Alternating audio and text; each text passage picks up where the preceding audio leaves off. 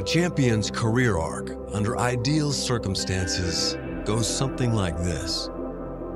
Prospect turned phenom, turned challenger, turned that dude with the belts around his waist. But for some boxers, the elite among the elites, there's an even higher level that most champions never reach. Look at them now, yo. They don't understand, man. God dang. This shit just happened overnight. You invested over 20 years. Yeah, over 20 years. Over 20 years. I don't get it.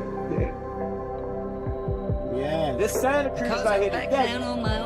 Yeah, let it burn, baby. Let it burn. Mind over matter, son. Mind over matter. This is the blues on Ain't nobody doing no shit like this. Come in the desert. Trying to stay away from the desert. He come in the desert. Coming up here, I was always that kid that know when the time to buckle down and things like that. Like I know when it's time to get serious. I know how to focus. No matter what's going on around me. That's what made me so special and why I came so far. Before the headlines return and before the bell ever rings, boxing always gives us one scene that matters most. The grind nobody applauds. Right now, that scene belongs to Gervonta Davis. Chop, chop. Oh, good rim. I like the way y'all jump right back in it. That's right, make them jokers move. Make them jokers move. Oh, I love what I hear. Y'all making them sing. For most of Davis's celebrated career, Ford and other trusted advisors remained in control. But now, those in camp can sense a shift in command. Make them jokers move. As the fighter himself begins to oversee everything, while aiming at the destiny he alone must fulfill. There you go. I go with that. Let's give it up for him, y'all.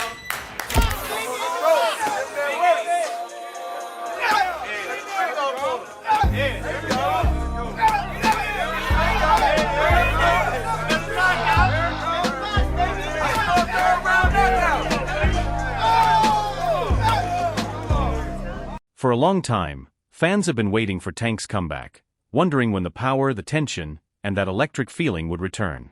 Now it seems the wait is finally over.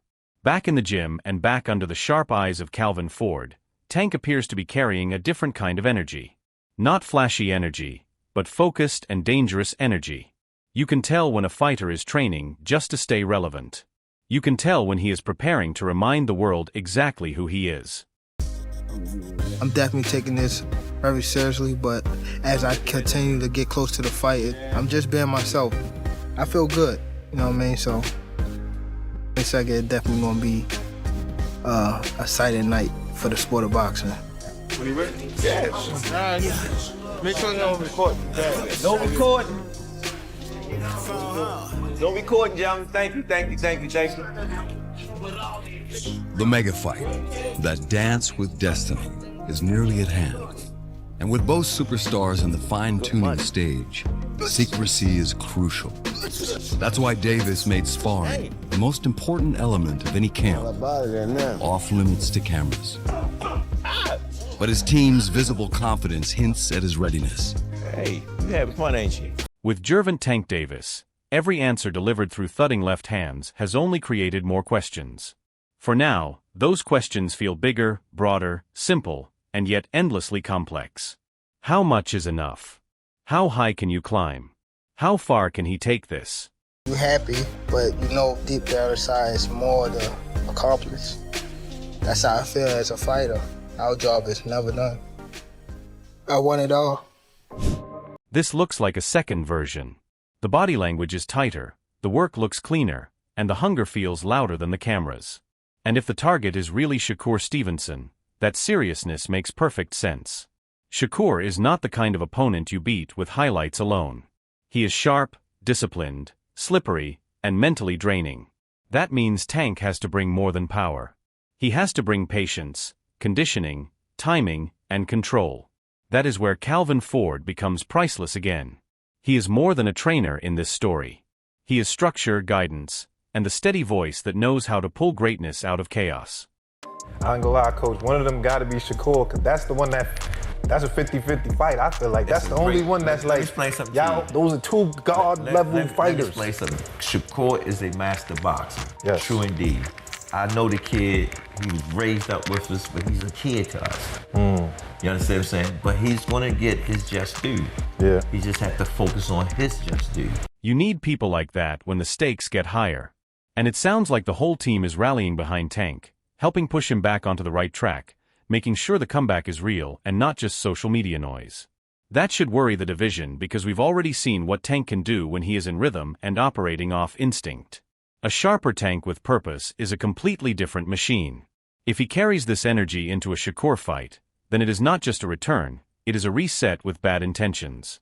And sometimes the most dangerous version of a fighter is the one who feels he still has something to prove. So, I'm vlogging another day, you know, in the life. Yeah, my guy. Can I get a real pic with you? Yes, come on. Let me take this off real quick. I'm vlogging right now.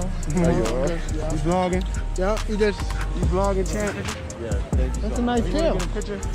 We about to see how it is. Thank you so much. You know, I just out here vlogging. Thank you, dude.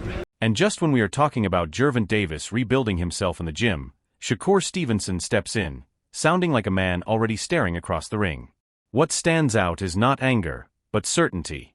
Shakur basically shrugs off the drama and says the fight is happening. That is cold confidence. No shouting, no fake threats, no social media talk, just the mindset of someone who believes destiny has already made the decision. Then he gives Tank respect, and that matters. He calls Tank strategic, experienced, a fighter who sets traps and makes opponents burn energy before taking advantage later.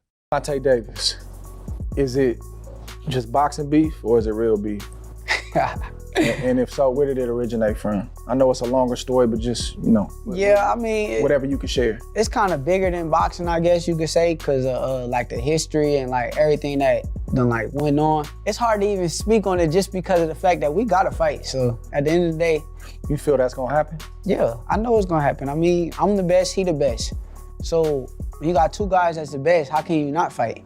Only way you could not fight if one of them guys ain't like that and somebody go off to lose or that is high-level honesty because L. insecure fighters usually act like their rival cannot do anything. Shakur did not do that. He acknowledged the danger while still sounding convinced he is the better man. That tells me this is not personal noise, it is competitive hunger. And when he says both of them are the best, I actually like that framing. Too many fighters talk like kings while fighting opponents below their level. These two know the scoreboard only changes when elite names meet. Now here is where it gets interesting. Shakur saying it can happen whenever Tank says let's fight sounds respectful on the surface, but underneath it is pressure. That is basically, I'm ready. No excuses, just send the date. Smooth move. No fingerprints on the challenge, but everybody heard it.